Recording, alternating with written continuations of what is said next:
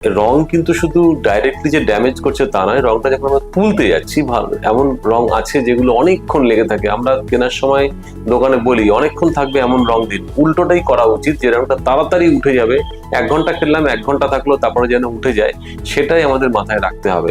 আমরা কিন্তু উল্টোটাই চেয়ে বসি, তার কারণ নিজে তো মাখি না, অন্যকে মাখাই। মনে রাখতে হবে কেউ না কেউ তো আমাকেও মাখাবে।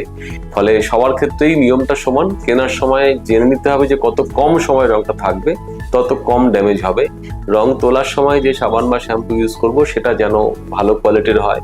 খুব রংটা উঠছে না বলে আমি সাবান মেখেই যাচ্ছি, জালি ছোবড়া দিয়ে ঘষেই যাচ্ছি, তাতেও স্কিন ড্যামেজ হচ্ছে। এটা হলো প্রথম।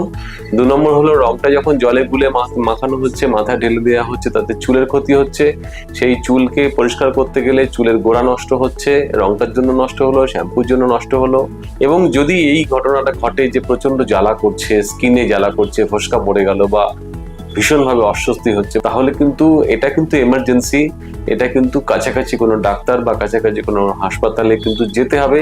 কতটা ক্ষতি হয়েছে সেটা কিন্তু সেই মোমেন্টে হয়তো বুঝতে পারছি না, কিন্তু ক্ষতি হয় এবং আমরা দেখি প্রচুর ক্ষতি হয়। ফলো করুন বর্তমান।